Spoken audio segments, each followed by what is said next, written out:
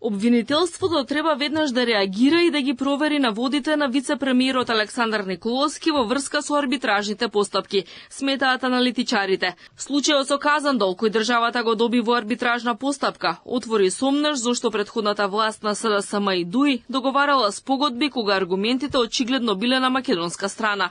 Она што загрижува е што ова не е единствен ваков случај, што според упатените треба дополнително да биде мотив за надлежните подлабоко да истражат. Дел од нив сметаат дека мора да се истражи како е дојдено до оваа ситуација, дали некој намерно сакал да го оштети буџетот и дали има простор владата на СДСМ и ДУИ да се повика на одговорност во случајот со арбитражата со Казандол и другите започнати постапки. Секако дека има, верувам дека има простор да се утврди зошто и докаде и како е дојдено до оваа ситуација, да се губат голем број на спорови, кој и како не презел одговорност или одлучил да се плати одредена казна.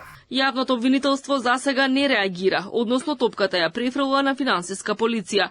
Во одговорот до Алфа стои дека ако надлежните институции не постапат, обвинителството ќе отвори предмет по допрен глас. Сите сомнежи за незаконити действија со кои е нанесена штета на буџетот на државата ги истражува Управата за финансиска полиција, како орган од правосудната полиција надлежен за откривање на кривичните дела во таа област и нивните сторители. Доколку надлежните институции не постапат, јавното обвинителство ќе оформи предмет под допрен глас и ќе ги провери наводите. Ваквиот развој според Пекевски го потврдува она што е стара болка на правосудството. Селективноста, односно непостапувањето во случаи за кои постојат очигледни сомнежи за злоупотреби и проневери на државни средства од страна на поранешни функционери. Од тука според него и не треба да чуди зошто довербата во судството е катастрофално лоша.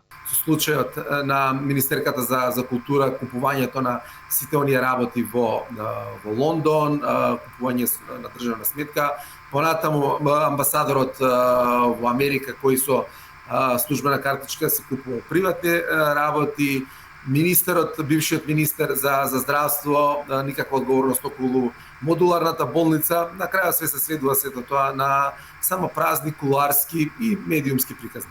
Вице-премиерот Николовски изјави дека случајот Казандол бил наследен во затворена фаза и со сериозни отежнителни околности, бидејќи претходната влада преговарала за спогодба и не доставила нови докази.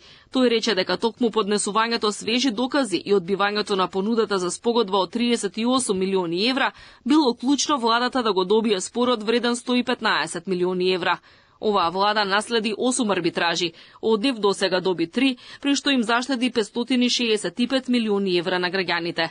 Во изминатите 14 месеци не се отворени нови арбитражни постапки.